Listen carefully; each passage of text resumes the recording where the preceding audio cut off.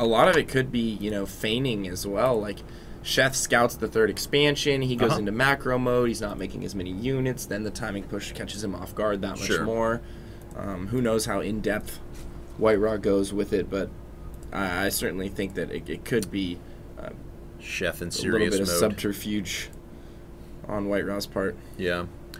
And oh, yeah, no smiley faces. No smiley face. Sheth was in serious mode there. But here at the top right-hand corner of Crevasse, we have White-Ra spawning as our red Protoss player hailing from TT Esports. His opponent down in the bottom left-hand corner from TeamLiquid.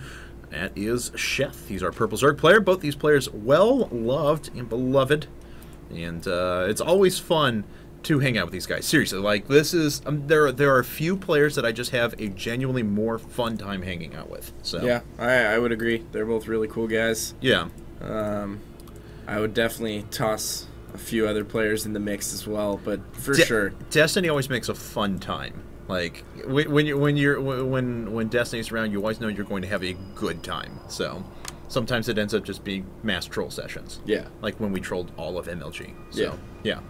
Destiny's a pretty funny guy. Yes. He certainly is. Yes, he is. So, and has been doing very well on State of the Game the past couple of weeks. I have to say, he's been a fun host. Oh, is he one of the new pillars?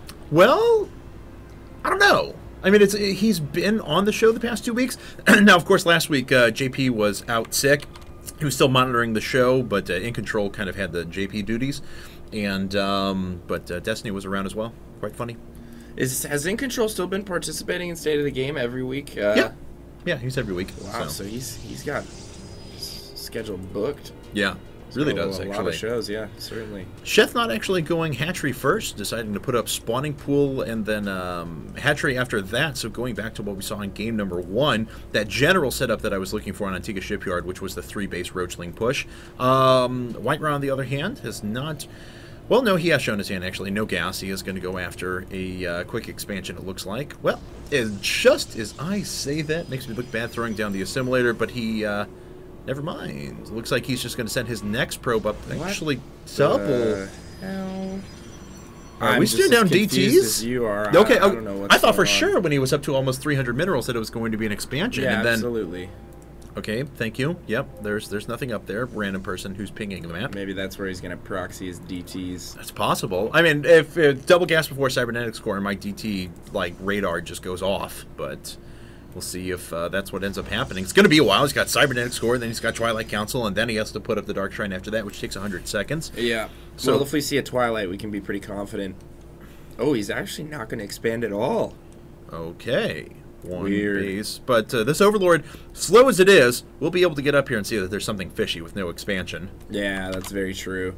You know, he's definitely going to expect something's up. Yeah. He has to drop a Nexus. I think he will drop a Nexus. He's floating. Okay, there. He's up to 400. Right now. There we go. He's nothing to spend it on. I mean, it's not like it's going to be a zealot at this point. And there is the Nexus, so the Overlord won't see anything too out of the ordinary, but he still has a ton of gas. I mean, it's either going to be DTs or DT drops, or he's going to mass Stargate right now, or something. There's Twilight Council, so it's got to be DTs.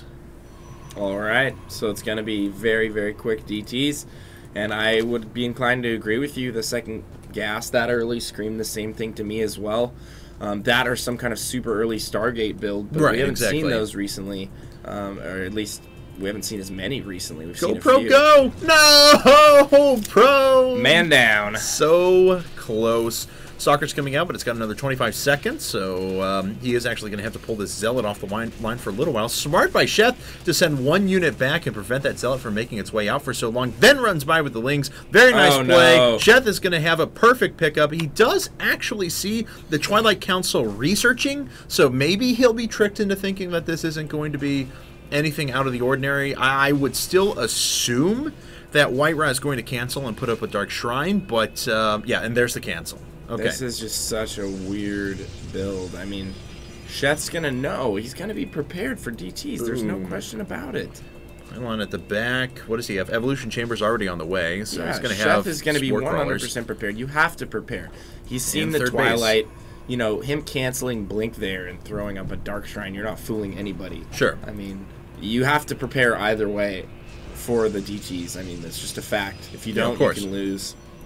He's going to be ready for it. I think he's going to hold it off relatively easily, and I think White-Ra is going to be pretty far behind. Sheth's on his third base here. He's getting rid of that proxy pylon. Yeah, and no position to warp in those DTs. Ton of Lings coming up. Spore Crawler at the front. He's going to be well defended against those. No Roach Warren yet, but I assume that it's going to... Well, actually, there's +1 melee attacks. Looks like he just wants to guard himself against the DTs and then move into something else after. Excuse me, after that. We may see layer tech here in a bit. I don't know if he can safely take that third right now. I mean, it just seems a little bit risky to me on White-Ra's part. He doesn't have enough units to protect that. Once speed finishes here and once enough Lings get out on the field, you know, Sheth could just kill White-Ra's third at will. Yeah. Should he want to. Let's actually see. Yeah, and White-Ra does not have a pylon down to the bottom left. Taking a look at his vision now. First two DTs are coming out, and they may be able to snag a few Zergling kills, but they're going to slip on by. Does he have I any think he's knowledge? Going to lose his third here. Yeah. Oh, there's no way he can hold it. I mean, his gateways are only now coming up, unless he can hold this purely with DTs, which, while they have a huge DPS output, it's not like they attack very fast. Oh, but it looks like he may get the Spore Crawler. Oh, wow. Oh, that's actually pretty bad for Sheth because I'll trade a base for a base. Although he actually hasn't taken out the third from White-Ra. He decided to run away. White-Ra working on the hatchery now. I don't think he's going to get it, though. The hatchery's down to about half. And, oh, they're still in detection range. Wait, not anymore. Wait. Okay, all right. So White-Ra gets away. The bases haven't gone down. Hatchery is still remaining. So is the third for White-Ra. This is kind of a ridiculously crazy game. Here, sorry, I unplugged my headphones. Nope, that happens. There we go. Haha, huzzah, What is sound. StarCraft without sound? I know. Gotta hear all those cool little... Okay, I heard something things. morphing. I was like, he doesn't have a Baneling Nest. Overseer Cocoon, pretty obvious response right now. As Lair Tech did just finish up. Macro Hatch coming down. At the same time, we see a nice, good old-fashioned Roach Warren coming up. So Sheth going back to his tried and true strategy. But, we'll say, White-Ra's actually got his third up now, and through crazy, weird combination of events, is holding on to it for the time being. Yeah, I mean... I still think he's considerably behind. He did no damage. I agree with you, yeah. He did no damage with the DTs. He invested a lot into the DT opener. Yeah. Amazed he was able to hold on to his third. I think that was a pretty big mistake on Sheth's part by not actually hitting the third. Yeah, because I still think he could if he just produced a ton of Lings and Roaches off of his three bases and then went in there with the Overseer. Yeah. There's really not a lot White-Ra could do to hold on there. I mean, sure. We'll see if he does that. We have 7 Roaches here. Prism. Speed. Yeah, Special Tactics War Prism is on the way. And we've seen a lot of that out of White-Ra recently. And Robo Bay is normally you'd be like, oh yeah, close is coming up now. No, with White-Ra it could just as easily be War Prism speed. So we'll hold on, reserve our judgment until we see what comes up. Second Robo on the way though, and this Overseer being the Union Foreman and making sure that the destruction of those destructible rocks goes down gives them a reward in the form of 2 changelings. And those Zealots are going to be running the wrong way.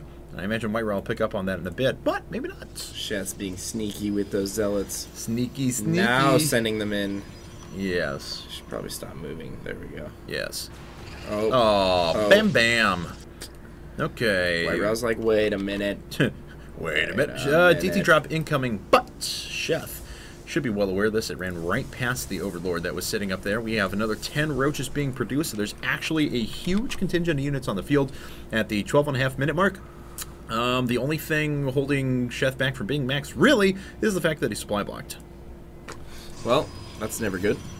It's 160, 160 right now. We'll alleviate that in a second, though. Shouldn't be too big of a problem. We got to see how much damage this War Prism drop can do for White-Ra if he hits the hatchery. We're going to have to watch 2 things at the same time because Zerglings are starting to run in, and the DTs are dropping, and a ton of units are getting killed. There's no detection over here. He could actually snipe the Roach Warren as well. However, the Roaches are making their way through the front. Oh, he needs to be careful with that Colossus. Pull back with the Colossus. Don't run it up again. Oh, my God. Oh, wow. I can't actually believe that that's still alive right now. This Immortal doing quite a bit of work. More units are being warped in at the same time. You have a lot of Dark Templar making their way in. War Prism doesn't look like it's gone after too much else, and this hatchery and lair may fall. The Roaches are continuing to punish the front. This Colossus taking a lot of damage, finally goes down, but White-Ra has actually done a pretty decent job of holding off the first round of units, but it doesn't matter, he GG's! He can't produce anything else, and that is game. So Sheth goes up 3-1. If he hadn't if he hadn't lost that Colossus, if it hadn't gone so low, it would have been firing throughout that entire fight. He would have been assisting the whole time. I think he might have been able to hold on there. Oh, wow. So, as it stands, though, Sheth goes up yet another game. Congratulations to him.